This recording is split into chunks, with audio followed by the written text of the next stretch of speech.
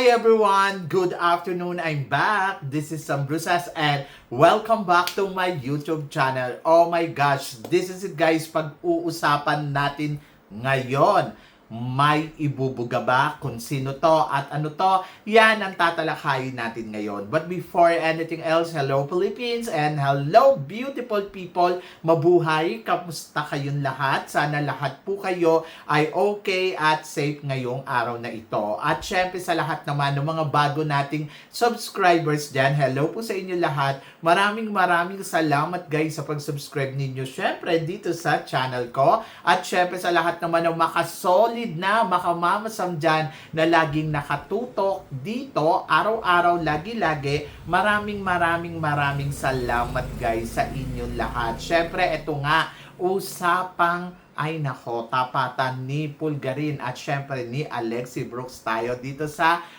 MGI All-Stars. So katatapos nga lang ng Reyna Pilipinas at ito na nga kumpirmado na sa atin lahat na si Alexi Brooks ang lalaban sa isa sa mga magiging kandidata natin sa MGI All-Stars. And then of course we are excited dahil ayun na nga, alam naman natin ang Alexi Brooks ay malakas ang laban. At ito na nga, maganda dito, tapatang syempre Pulgarin at syempre Alexi to, di ba? So yon, si Vanessa Pulgarin ay inimbitahan ng Reyna Pilipinas na maging isa sa mga hurado para sa kanilang pageant. And then ayun na nga, sa madaling salita, isa si Pulgarin sa mga nag-rate dito kay Alexi Brooks. Ang weird, no? Yung tipong alam mo yon, makakalaban kita pagkatapos ako ang magre-rate sa'yo. At ito pa, parang kumuha si Vanessa ng ipupukpok niya sa sarili niyang ulo, di ba? Kasi kumuha siya ng malakas. Pero sa kabilang banda, nakikita kong matapang dahil naman, Diyos ko naman, di ba? Alam mong malakas ang magiging kalaban mo pero pinanalo mo pa din. So, in fairness. So, talagang very challenging ito para kay Vanessa sa darating na MGI All-Stars dahil alam niya na ito si Alexi Brooks ang pwede isa sa mga magpataob sa kanya ng bonggang-bongga. Pero tingin ninyo, hindi nga ba nag-iisip si Vanessa Pulgarin para sa magiging laban niya sa MGI All-Stars? Siyempre, hindi yan basta-basta magpapataob lang ng ganon. Maghahanda yan ng todo-todo. Lalo na alam natin, una advantage sa kanya ang MGI All-Stars kasi naging reyna na siya. Pangalawa, pwede din na talagang mas mapag-aralan niya ang laro ni Alexi Brooks dahil alam niya na yung kalibre na meron ito. At mapaghandaan ni Vanessa Pulgarin ng bonggang-bongga. Kaya hindi rin magiging madali kay Alexi na pataubin si Vanessa ng ganun-ganun na lang. And then, of course, si Vanessa, mas pag-iigihan pa niya yan. Mas paghahandaan niya pa yan ng bonggang-bongga, lalo na may idea na siya sa mga makakalaban niya, di ba? So, yon. And then, let's see kung ano nga ba ang paghahandang gagawin ni Vanessa Pulgarin sa darating na syempre MGI All-Stars. Kung magiging mani nga lang ba sa kanyang pataubin si Alexi or magiging mani nga ba kay Alexi na pataubin itong si Vanessa Pulgarin. After ng MGI All-Stars, hindi natin nakita na nag-photos yung dalawa na si Vanessa at saka si Alexi. Wala tayong nakikitang photos na magkasama sila.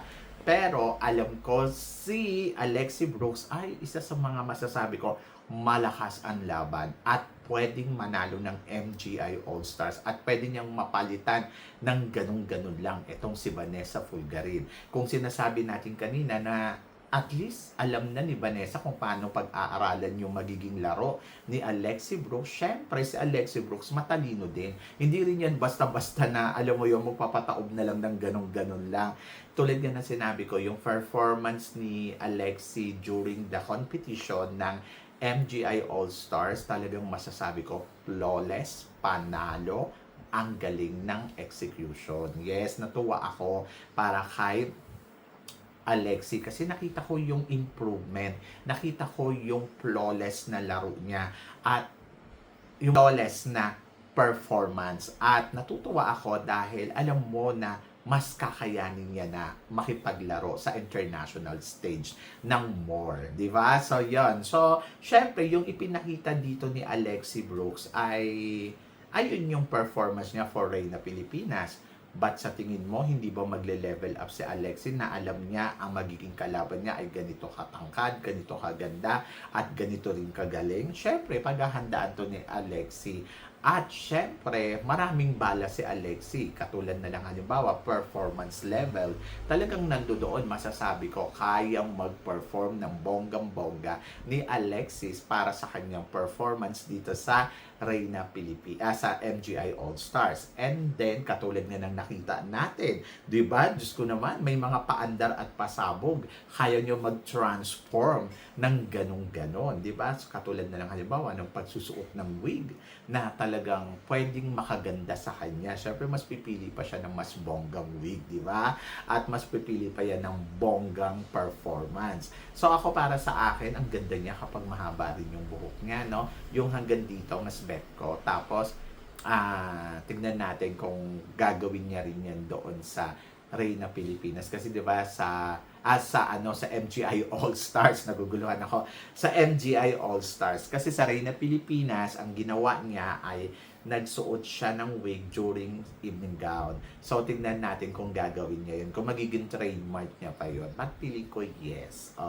Gagawin yun ni Alexi. At hindi mo po pwedeng isnabin. Dahil sa totoo lang, yung sinuot ni Alexi Brooks during Reyna Pilipinas na evening gown ay panalo na gawa ni Rian Fernandez ang winner. So, for sure, mas pag-iisipan pa ni Alexi na gumawa ng mas bongga, mas winner para sa magiging laban niya sa MGI All-Stars. Kaya masasabi ko, malakas din talaga yung laban ni Alexi. May ibubuga din talaga si Alexi.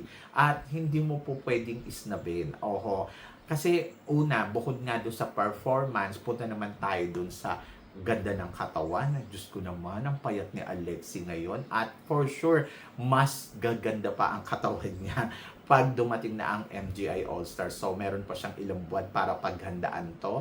For sure, paghahandaan niya yan. And then, pag-usapan naman natin yung swimsuit at saka performance na pasarela, wala akong masabi. Tulad nga ng sinabi ko kanina, ang flawless ng kanyang galawan in terms of performance niya sa swimsuit. Sabi ko nga, kung tutuusin nga siya nga yung best in swimsuit Kasi ang ganda ng execution. Ayun yung talagang masasabi ko. Ang ganda ng execution niya. Panalo. And then kung pupunta naman tayo doon sa talino, Diyos ko naman, magdududa ka pa ba dito kay Alexi? Alam mo na magaling sumagot at magaling magbitaw ng mga pahayag itong si Alexi. Ay nako, so walang duda. Kumpiyansa ako sa kanya dyan. Kung nung nakaraan taon ay medyo kinabahan tayo dahil naggewang-gewang ang ating Q&A, pero ngayon parang feeling ko no, may ibubuga talaga ang Q&A niya. And then pagdating naman sa beauty, oh my gosh, maganda si Alexi in fairness, di ba? Kaya masasabi ko, may laban. Punta naman tayo sa business side.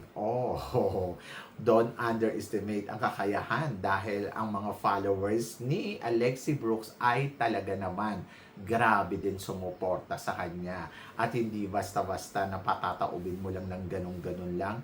No way. Dahil may ibubuga talaga ang kanyang mga followers. Susuporta talaga sa kanya ng todo-todo. Kaya si Alexi, nakikita ko na may laban dito sa kompetisyon ng MGI All-Stars. So, yan! Kaya, hindi rin imposible na masungkit to ni Alexi. Sabing ganon, ay nako, parang si Miss Gana lang yan, baka mag-first runner-up.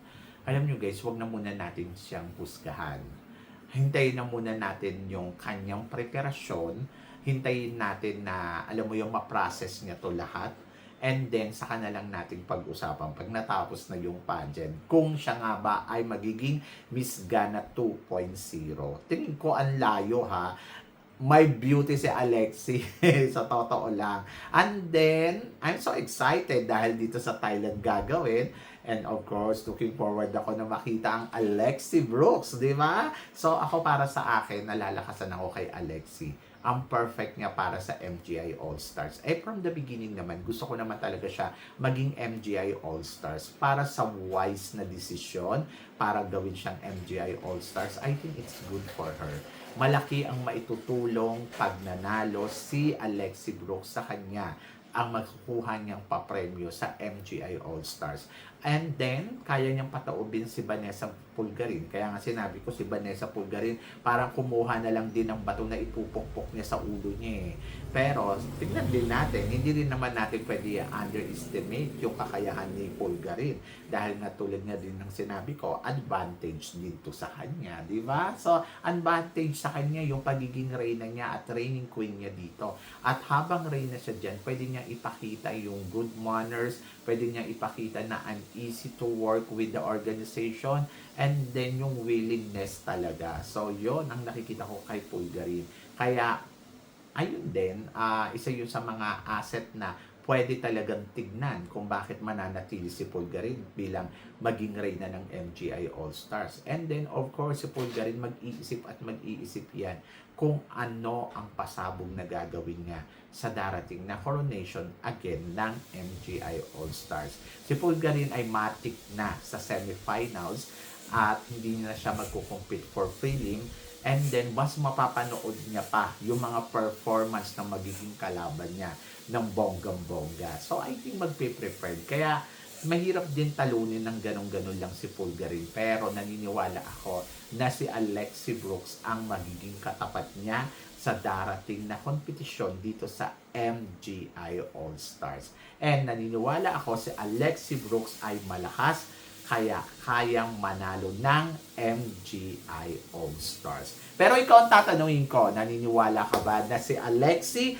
ay isa sa mga pwede talagang makakuha ng corona ng MGI All-Stars ngayong taon na to? So, please comment below para at least malaman ko naman kung ano naman ang chika mo dito sa mga tinatalakay natin. Syempre maraming salamat po sa inyong lahat sa love and support na binibigay ninyo syempre dito sa channel ko, at sa mga hindi pa nakaka-subscribe, please don't forget to click like and subscribe my channel at i-click nyo na rin po ang notification bell to more updated syempre sa aking mga chika. Sabi ng ganon, always keep smiling and laban lang. So guys, hanggang dito na lang. Hanggang sa muli nating chikahan. See you tomorrow. Thank you guys.